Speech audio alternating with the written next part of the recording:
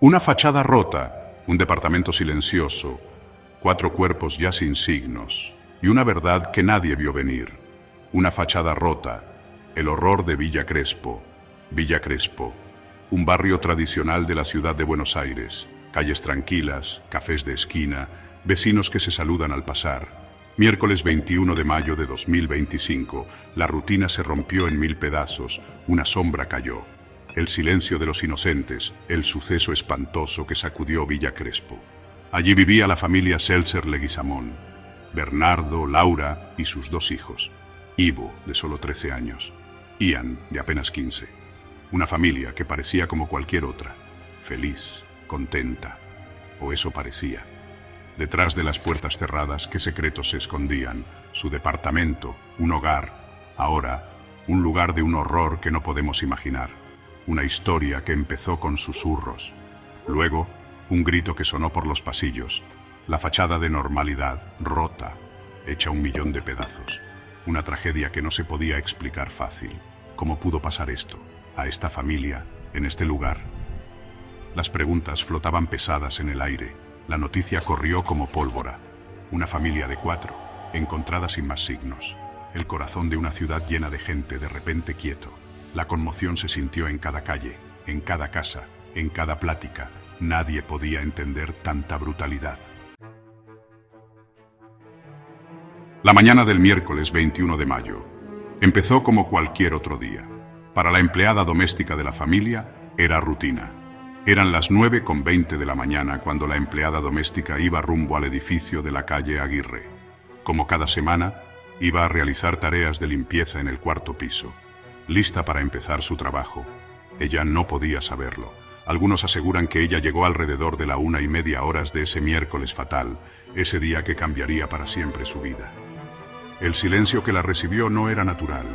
Una quietud pesada que ahogaba. Un presentimiento de que algo muy malo pasaba. Su corazón empezó a latir muy fuerte. Tocó, pero nadie contestó a su timbre. Preocupada buscó la llave de emergencia y entró. El aire estaba cargado de un miedo que no se decía. Entonces lo vio. Una escena que ningún ojo humano debería ver. Lo inimaginable, lo horrible.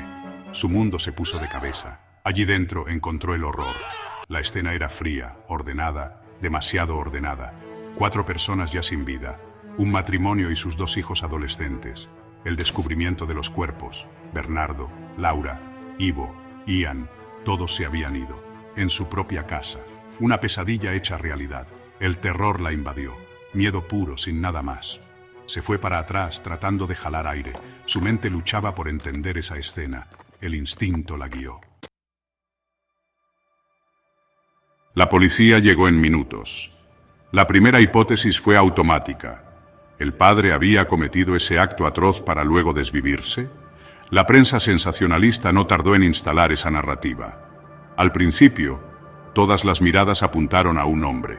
Bernardo Seltzer, el padre, el esposo. Tenía 53 años.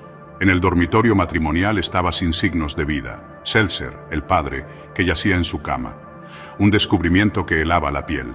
Parecía un caso claro, aunque muy triste. El esposo, el culpable. Esta fue la primera teoría. La explicación más simple, la más común. Pero los investigadores están entrenados para ver más allá. Para dudar de lo obvio. Para buscar la verdad. La escena guardaba muchos secretos. Cada prueba, un testigo callado. La primera idea empezó a deshacerse. Poco a poco, con mucho esfuerzo, una nueva imagen apareció. Una realidad mucho más complicada, más perturbadora. El foco de la investigación empezó a cambiar lejos de Bernardo Seltzer. Las marcas en los cuerpos no coincidían. Las posiciones tampoco. Y entonces, un dato cambió todo. No fue el agresor, fue una víctima más. Pero si no fue él, ¿quién fue? Las pruebas empezaron a señalar. En una dirección que nadie quería considerar. Laura Leguizamón, la madre, de 51 años. La anatomía de una pesadilla. Descifrando la escena. El departamento mostraba una escena espantosa. Cada cuarto era un capítulo en una historia de desesperación. Bernardo Seltzer yacía en su cama. Había sufrido múltiples heridas. El ataque fue brutal, sin descanso. Según se presume, habría estado dormido o sedado al momento del ataque, ya que no se encontraron signos de defensa. Se considera que habría sido el primero en partir del mundo y recibió 3 ataques directos en el pecho.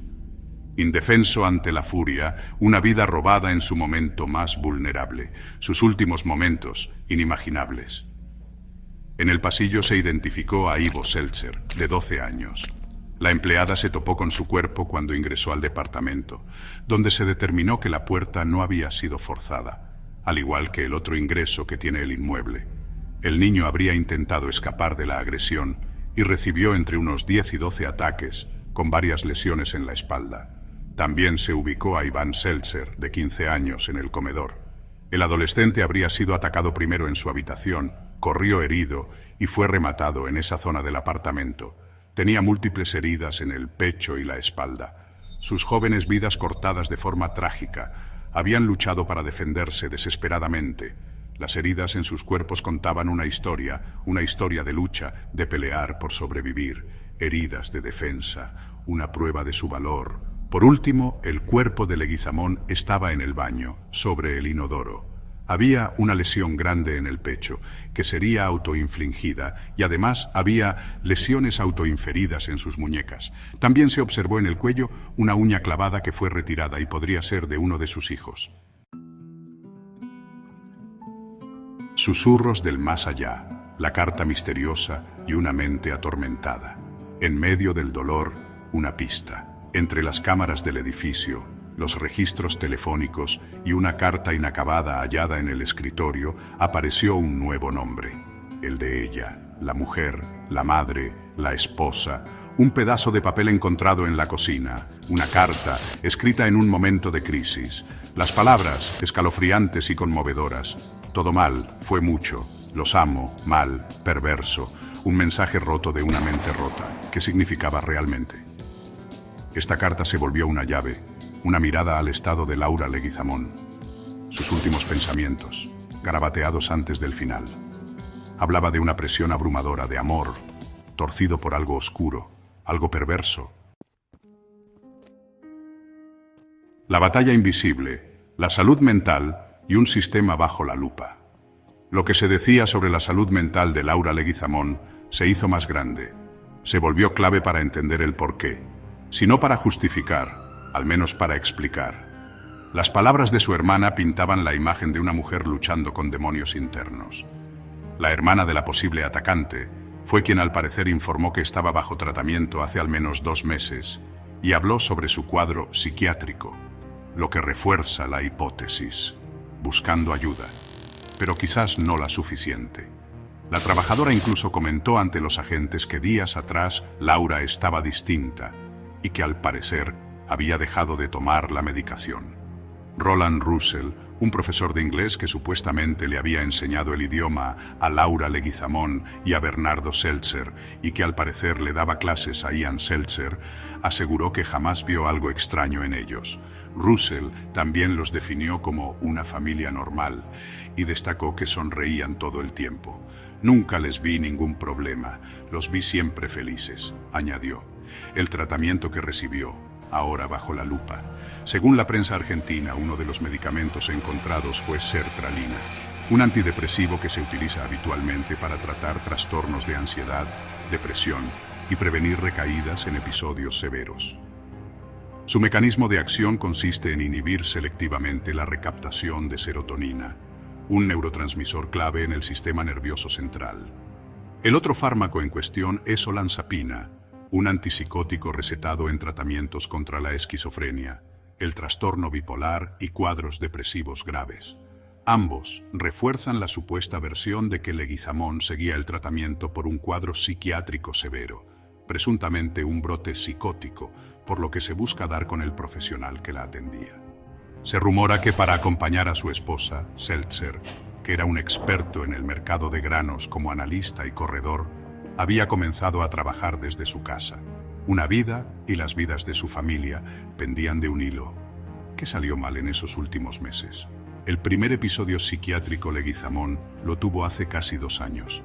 Se pensó en su momento que había sido un pico de estrés. Con medicación se recompuso, hace 2 meses volvió a tener un episodio.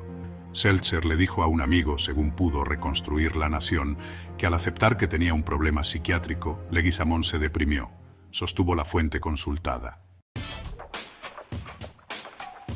Una comunidad de luto, ecos de una familia perdida.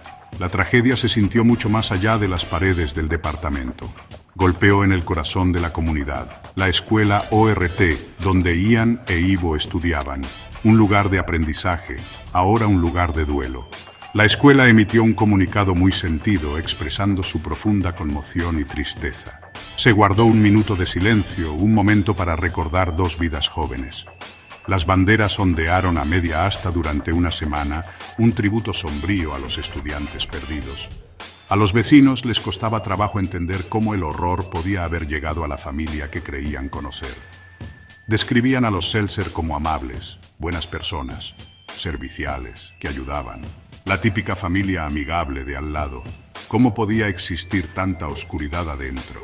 La conmoción era visible en sus caras, en sus voces bajas, como si no lo creyeran. Villa Crespo, una comunidad muy unida, ahora compartía una herida colectiva. Buenos Aires entero parecía estar de luto. La historia llenaba los titulares. Una ciudad acostumbrada a los desafíos. Y sin embargo, este crimen tocó una fibra muy sensible. Lo sagrado del hogar, profanado. Lo último que se sabe es que las pruebas, junto a otros elementos, fueron remitidas a peritajes complementarios, mientras se avanza con el objetivo de reconstruir precisamente los hechos y tratar de narrar una verdad, una historia que al menos explique lo sucedido. No sabemos la verdad de los hechos. Mucho de lo que se habla son suposiciones, son especulaciones y testimonios que hoy ninguno de los implicados puede negar o confirmar. Pero la realidad es que esa historia sacude nuestras mentes y nos deja reflexionando sobre la importancia de atender nuestra salud mental y hablar sobre lo que nos sucede con especialistas altamente capacitados. ¿Qué piensas que sucedió? ¿Crees que se pudo prevenir? ¿Quieres más historias como esta? Radio Pachulis, puro contenido para gente chula. Súmate y suscríbete ya.